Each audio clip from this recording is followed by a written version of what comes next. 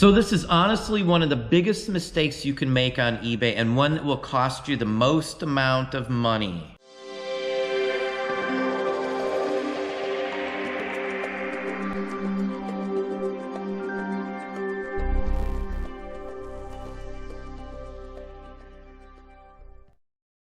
Hey, it's Don. Today we're going to go head on in here and talk about one of the biggest mistakes you can make on eBay. One of the ones that's going to cost you a ton of money over and over and over again. It's one that when you're new doing this that you are going to get caught into as well.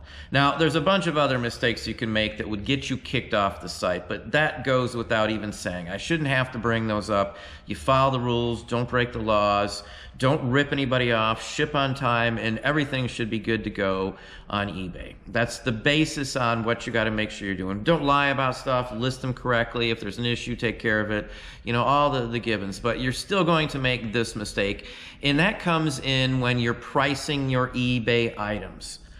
I price mine differently than a lot of people, but I do make a ton more money on the items that I do sell doing it this way. So if someone sells a couple more items specifically than I do, and they're making the exact same amount of profit at the end of the day as me selling one item versus theirs 2 or 3, I'm doing less work. I have less investment into the product, less investment into shipping supplies, and the whole works.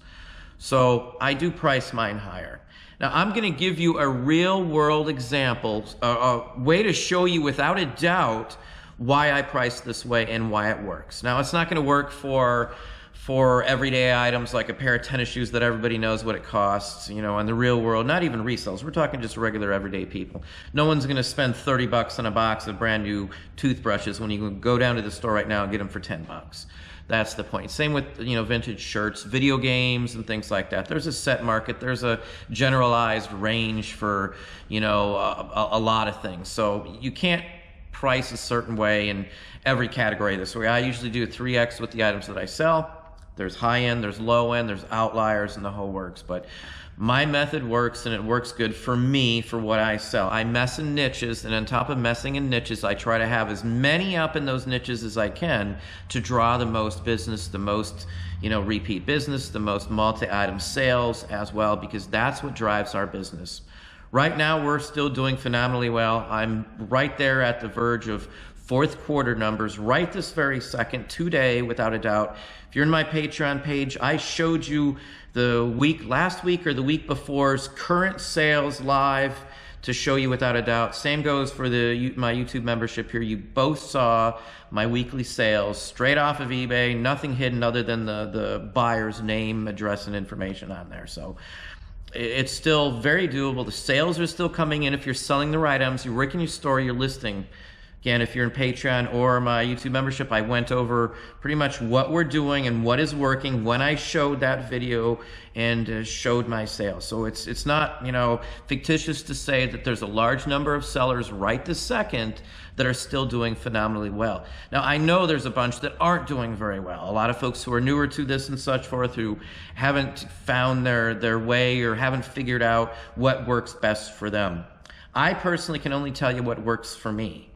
I've been doing this for a very long time, and I try not to waste my time or effort into something that doesn't make me more money. So without further ado, let's show you a real-world eBay pricing problem where someone messed up majorly. I'm going to show you the actual item, the sales history on it, and the whole works. Now, if you've followed me for any length of time, you would know that my wife is a huge, major collector of Weebles, vintage Hasbro Weebles. This is a Romper Room original one. This is something that's extremely rare. I'm going to go into a little story here. We're going to go into pricing on something like this. Now, before this item showed up on the market about 2 years ago, another version of this one, not this one, but another exact copy, but a different grading scale and open and the whole works.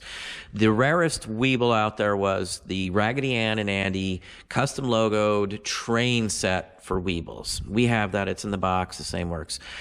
This here is what I would say is probably the very first release of any Weebles ever done, and it might have even been done at a toy fair by the type of boxing it is and how scarce and rare this item is. This is probably the rarest Weeble item out there in existence ever. Again, we've been buying Weebles for the wife's collection for like 20 years. This was the last piece that she needed, unless there's something else that no one knows exists that shows up, to finish off the complete box set of every single vintage 70s Weebles that exists.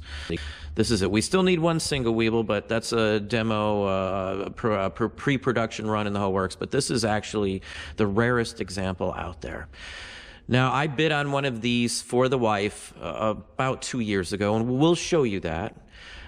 We were set to go up to $500 on an open version of this. And this happens to be a completely sealed version of this here.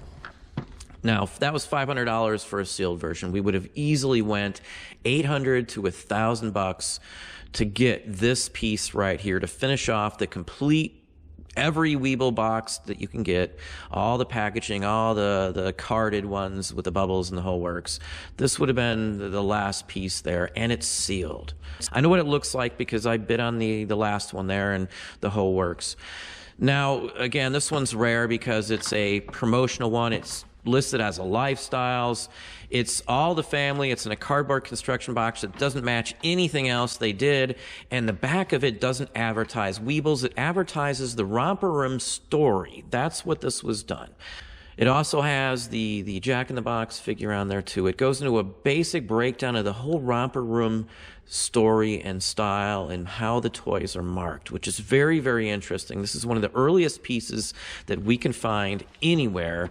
It is undated as well, which is extremely interesting, and it doesn't advertise, as I said, anything else. So this is one of those very rare items that you wouldn't find a ton of pricing information on. Now, here's the one I showed you that I have sealed right here, never opened. This is the one that we bought and that I just showed you.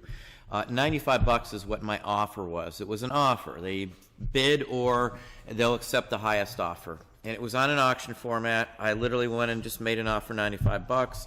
I figure if they didn't take it, maybe they'd counter back or whatever the case may be. The other one that sold for $380, and the only reason we didn't get it is because I was actually out of town when it was closing off. I put an opening bid in for $375 the day we found it, the day it was listed online. It was an auction format. I literally figured no one would go over it. I didn't realize how rare it was when I first saw it. This is from December of 2021, so obviously it's well over a year ago that the last one was up. We look pretty much every day for the last 15 years. I have never seen that one. No one that I know or that the wife knows that collects or does anything like this has ever seen that version of it as well. Now this one is opened. We would have went to $500 on this opened version of it. As you see, it did sell for $380. That's why I say you've got to be extremely careful with pricing. Now back to the one we just bought for $95. Obviously, as an open one, this one would be worth at least twice as much. We would have went up to $800 to $1,000 if it meant getting this in our hands. They accepted the $95 offer without, hesitation or anything else like that. Now, let me state, too, for the record here, that this is not for a resale. We did not buy this to resell. This is for my wife's personal collection. We've got videos just on Weebles. She's been collecting Weebles since I've known her. So the point here is, let's say you only saw the $95 one listed on eBay, on Terapeak, for the last 2 years. Only one sold for $95.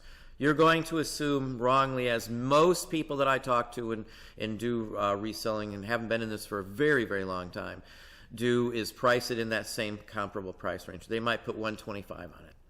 I'm the person who comes in and puts at least the 3x price on something like that. That's that rare, that scarce. It's sealed in the box too. Now, the biggest thing that I do is price accordingly. Just because other people sold something for $10 doesn't mean you can't get 30 or it's not worth 30. Far too many people just see what they see on eBay and they're done with it. That's what it says. That's what we're pricing at.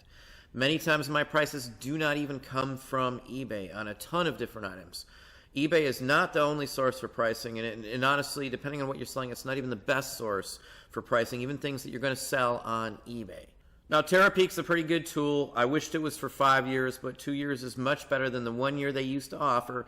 Had the seller looked at Terapeak, they would have seen that an open version of it sold for $300 and some odd, almost $400. Now, obviously, they don't know that I would have spent $500 on it. That's the point. If you price something too cheap, even if it seems like it's high to you, The person who may be interested in that item may have spent a ton more money on it. And that's, again, why we sell stuff for way more than most other people in the categories and niches that we sell in. Because I'm not afraid to let something sit. I'm not afraid to come back later and mark it down at some point. We usually do far better with the vast majority of our items by pricing them than in the structure that I price them. Again, I don't sell what typical people sell. I sell oddball, low-lying fruit for the most part for most people. Most people pass up most of what I sell and think it's not worth a lot of money.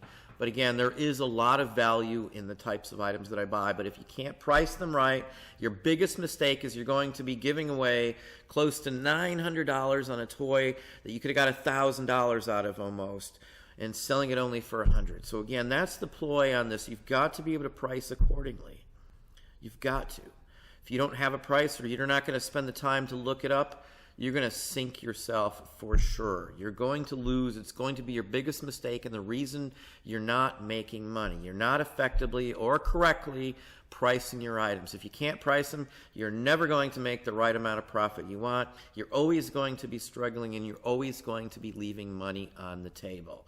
Well, there you have it. Hopefully that gave you some ideas, some thoughts. If you enjoyed this video, please hit that like button down below. You can also hit the bell icon to be notified if I post new content or go live. Subscribe and tell all your friends.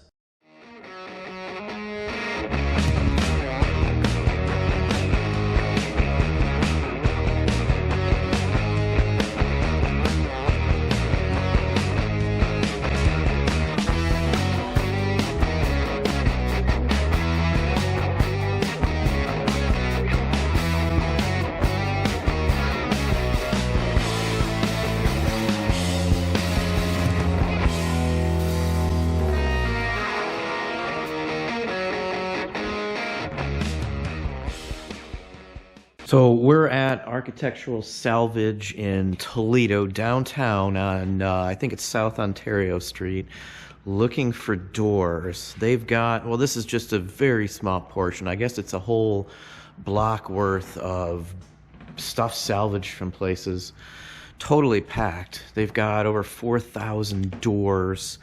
We're looking for vintage doors to fit in our house, porch posts, I mean, just you name it, from all types of historic buildings here in town. Some massive doors.